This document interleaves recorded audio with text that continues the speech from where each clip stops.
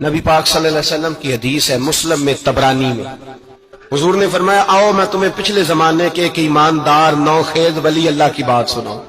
پچھلے زمانے حضور نے فرمایا پچھلے زمانے میں ایک بادشاہ جادو کے زور پہ حکومت کرتا تھا۔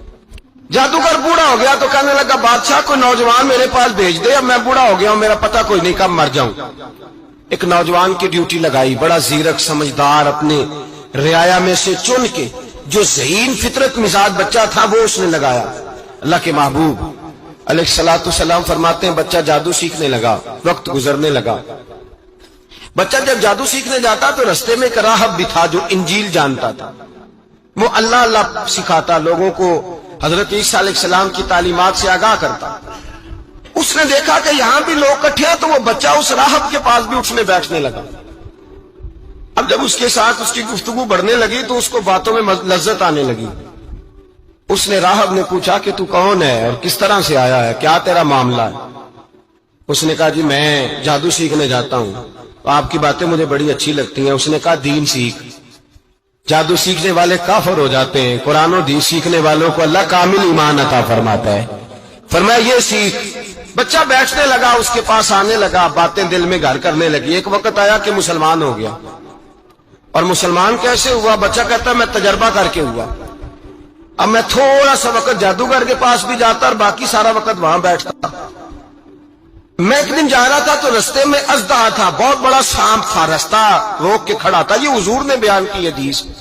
نبی پاک صلی اللہ علیہ وسلم فرماتے ہیں بچہ کہتا ہے کہ رستے کے اندر سانپ ہے، رستے بند ہے، لوگ چھتوں درختوں پہ چڑھے، ہراش ہے۔ کہتے چھوٹا سا روڑا میں نے اٹھایا تو میں نے کہا اللہ اگر جادوگر سچا ہے تو اسے مار دے۔ چھوٹا سا روڑا میں نے پھینکا، اژدہا کوئی نہ مرا۔ پھر چھوٹا روڑا اٹھایا، میں نے کہا اللہ اگر وہ عالم سچا ہے تو اسے مار دے۔ اب جب میں نے روڑا مارا تو اژدہا مر گیا۔ میرے اندر سے گواہی آئی نہیں دین کی باتیں سچی ہیں، نہیں قرآن کی باتیں اسلام سمجھانے کے لیے عرض کر رہا ہوں، اگرچہ اس دور میں انجیل تھی۔ اللہ رسول کی باتیں اچھی ہیں۔ کہتے میں مسلمان ہو گیا، اب میں نے راہب کے پاس ہی رہنا شروع کر دیا، جادوگر کے پاس چھوڑ دیا، اس بچے نے آنا۔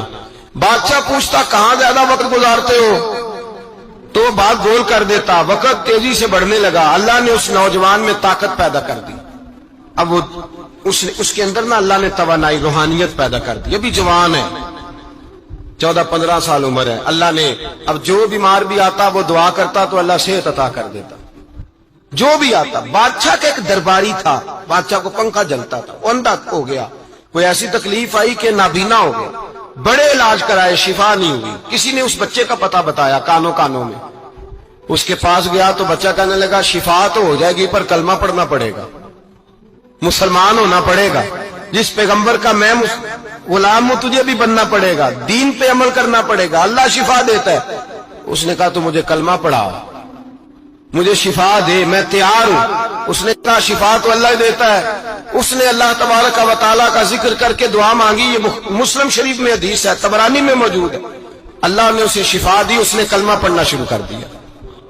یہاں ایک نقطہ لکھا ہے ہمارے علماء نے، کہتے ہیں جب اللہ ولایت عطا کرتا ہے نا تو یہ سفید بالوں والے کا حصہ نہیں ہوتی۔ اگر جوانی میں کوئی آدمی توبہ کر کے تصوف کے راستے پہ چلتا ہے تو سب سے زیادہ ولایت اللہ اسے عطا فرماتا ہے، سب سے زیادہ ولایت اس کے پاس ہوتی ہے۔ ابھی اس کے بال کالے ہیں، چڑھتی جوانی ہے، دعا کی تو اللہ نے، اور حدیث پاک میں موجود ہے کوڑے آتے تو شفا یاب ہو جاتے، اندھے آتے تو شفا یاب، برس والے آتے تو اللہ سے دے۔ جوان ہے آدمی جس کی آنکھیں ٹھیک ہوئی تھی، بادشاہ نے پوچھا کہ کیسے شفا ملی تو کہنے لگا میرے رب نے شفا دی ہے۔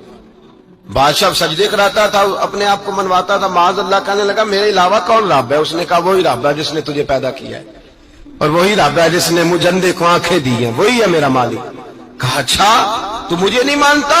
کہا نہیں میں اپنے رب کو مانتا ہوں۔ بادشاہ نے اسے سزا دی، ستایا، اس نے بچے کا پتہ بتایا، پھر بچے کو بلا کے ستایا تو اس راہب کا پتہ بتایا، راہب بھی قتل ہو گیا، نابینا بھی قتل ہو گیا۔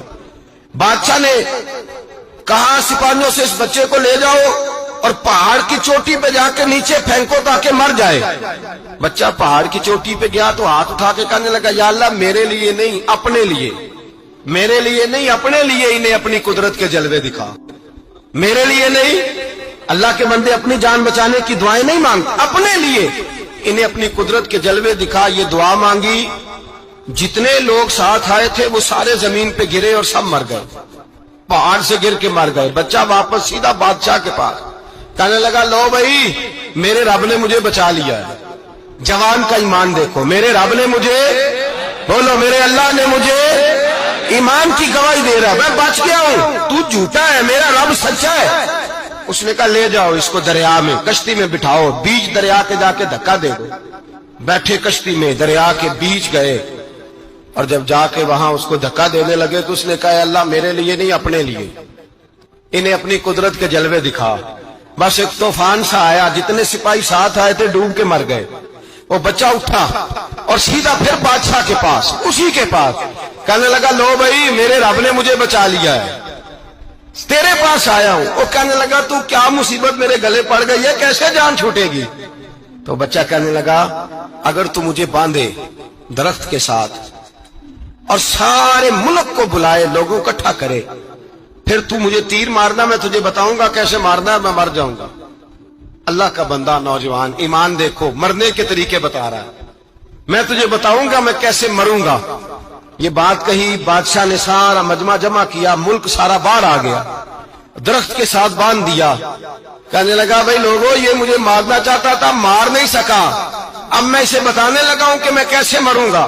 اسے کہو جب تیر مارے تو ساتھ میرے رب کا نام بھی لے، میں اپنے رب کے نام پہ جان دوں گا۔ بادشاہ نے اللہ کہہ کے تیر مارا، پیشانی میں لگا، بچے کی روح پرواز کر گئی، جتنا مجمع کھڑا تھا سارا کلمہ پڑھ کے مسلمان ہو گئے، سارے مسلمان ہو گئے سارے۔ میرے رسول پاک سید عالم صلی اللہ علیہ وسلم نے نوجوانوں کو بتایا جب تمہارے اندر ایمان کی قوت آئے گی تو اللہ تمہاری مدد کرے گا۔